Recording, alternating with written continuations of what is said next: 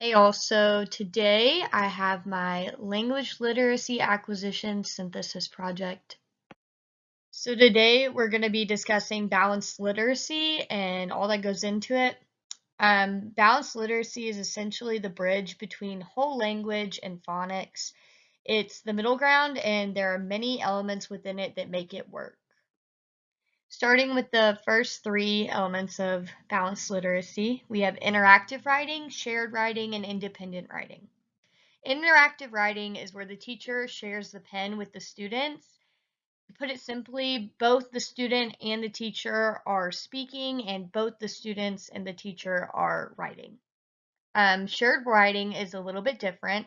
It's where the student does all of the speaking and the teacher does all of the writing. Basically, the teacher is the scribe for the student's word flow.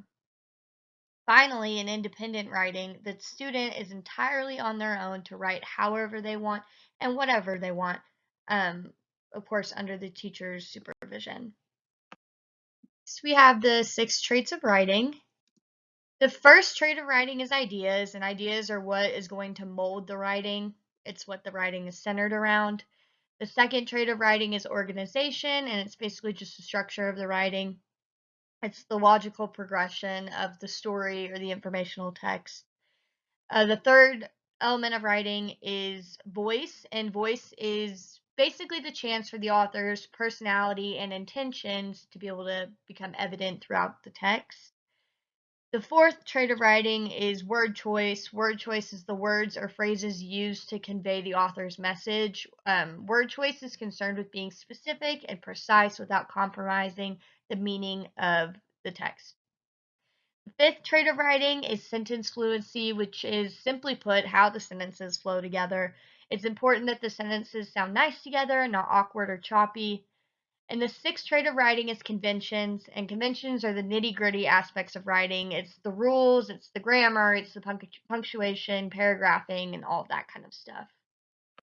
Next, we have writer's workshop or writing workshop. Writer's Workshop works through the combination of mini lessons, which then leads into writing time, which then leads into sharing time. It's the flow of events during a designated time that improves students' writing abilities. The focus of the Writer's Workshop can be modified each time to promote growth in areas of misunderstanding or in areas of excellence. And finally, we have the writing process. The writing process is a sequence of events that make the trajectory of writing more productive and easier to understand. Students will go through all of these steps to produce their best work possible. Pre-writing is the ideas portion. It's essentially deciding what to write about.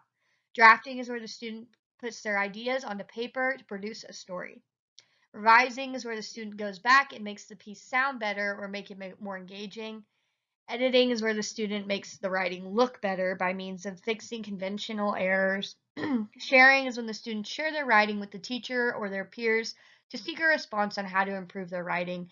And finally, publishing is where the student finalizes their writing and shares their work with others. My first example in my synthesis of when I saw these elements of balanced literacy come together in the field was with my first case study student. In the pre-writing stage, we did a mini lesson over ideas, which ended with time for him to do a little independent writing. Seeing him create his own mind map was an awesome experience because I was really able to peek into his brain and see how he thinks. A second example was in my placement when I was able to see a whole group writing workshop over word choice. Students were given examples of great word choice through a mentor text and then set free to work on their writing under their teacher's guidance.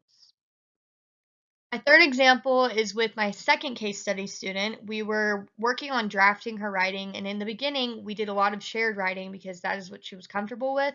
I did want to push her boundaries, so I just let her tell me what she wanted to write about. I was her scribe, and this really helped her and I get to know each other, and I really enjoyed it. My final example was with my first case study student. We were in the revising stage and we did a mini lesson over organization with the help of a mentor text. He was really struggling trying to decide how he wanted his writing to progress.